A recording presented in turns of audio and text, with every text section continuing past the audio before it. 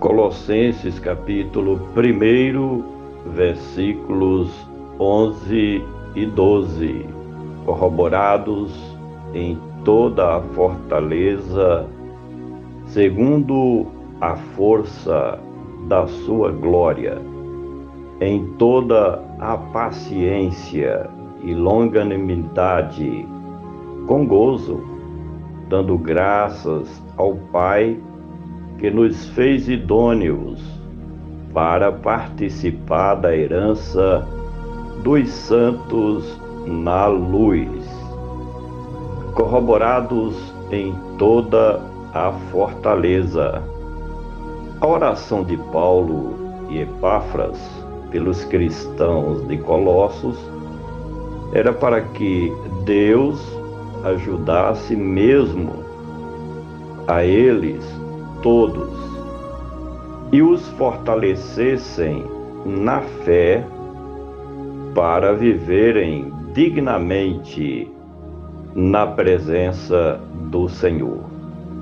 Ser um seguidor do reino de Deus não é nada fácil, principalmente nos tempos do primeiro século de nossa era cristã, em que a Igreja de Cristo passou por muitas dificuldades e os cristãos eram submetidos sempre à pressão do Império Político de Roma para que abandonassem a sua fé em Cristo Jesus, o fundador da nova religião, o verdadeiro cristianismo.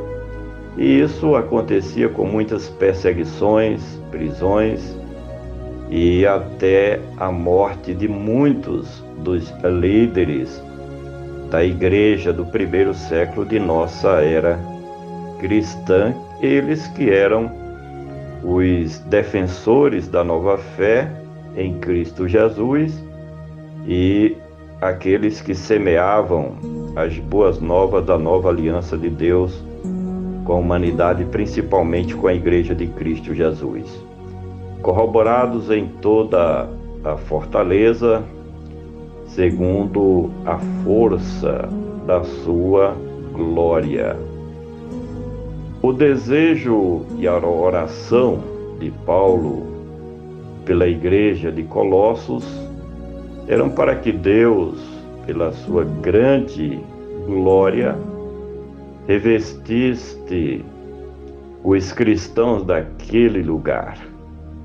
Porque com a prisão de Paulo, naquele tempo, corria-se o risco dos irmãos não suportarem as pressões externas e as perseguições do Império Romano contra eles. O apóstolo apela para que o Senhor Deus dos exércitos derrame seu poder sobre a vida de todos eles para que vencessem as oposições. Isso só era possível pela grandeza de Deus, pelo poder de Deus sendo derramado sobre a vida de cada um dos discípulos do Senhor Jesus ali em Colossos, corroborados em toda a fortaleza, segundo a força da sua glória, em toda a paciência. Além do revestimento da glória de Deus e do seu poder na vida de todos os cristãos de Colossos, Paulo também solicita que Deus desse a todos eles muita paciência. Isso porque a esperança do apóstolo era de que tudo isso passaria e com a sua libertação da prisão, ele lutaria com eles para os defender. E a paciência lhe segurariam até que a tempestade viesse a passar, Sem essa paciência, os cristãos de Colossos correriam o risco de abandonarem os caminhos do Evangelho, negando a fé em Cristo Jesus. Corroborados em toda a fortaleza, segundo a força da sua glória, em toda a paciência e longanimidade, com alegria. Essa longanimidade era indispensável na vida de todos os cristãos de Colossos, porque a longanimidade e a paciência posta em ação o tempo em que for necessário. Quem é longânimo suporta as provações até as últimas consequências, sem, no entanto, ser abalado.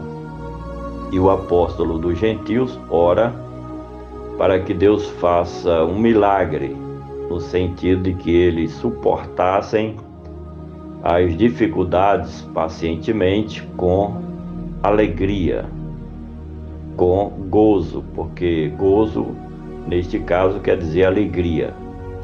Era esperar demais, porém, Deus podia fazer isso, não permitindo que a tristeza tomasse conta da vida deles naquele momento, mas que suportassem em paz e tranquilidade as provações que estavam enfrentando. Corroborados em toda a fortaleza, segundo a força da sua glória, em toda a paciência e longanimidade, com alegria, dando graças ao Pai, além de ter que suportar as provações a que estavam sendo submetidos, os cristãos de Colossos ainda deviam agradecer a Deus por estarem sendo testados em sua fé. São pensamentos como estes que sustentam a tese de que, no tempo da igreja primitiva, era um privilégio ser perseguido pelo nome de Cristo Jesus, e mais ainda, se tornar um mártir do cristianismo, o que ocorreu com muitos dos nossos irmãos lá nos começos do cristianismo, principalmente com as lideranças da nova fé, começando com Cristo e com quase todos os apóstolos e discípulos do Senhor Jesus, ali no primeiro século de nossa era cristã. Enfim, que nos fez idôneos para participarmos da herança dos santos na luz.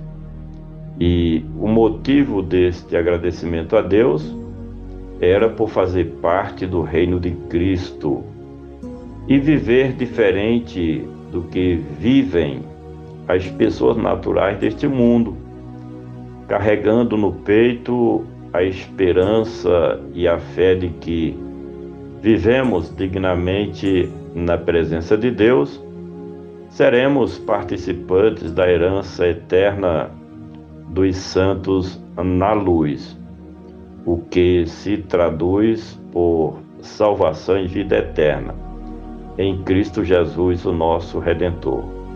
Este é o objetivo principal de todo cristão verdadeiro que faz parte da Igreja de Cristo Jesus. É partir deste mundo, seja por meio da morte física ou do arrebatamento da verdadeira Igreja, e definitivamente, eternamente, participar do reino da luz de Cristo Jesus, o nosso Salvador. Por gentileza, compartilhe este comentário. Vamos juntos semear a palavra do nosso Deus.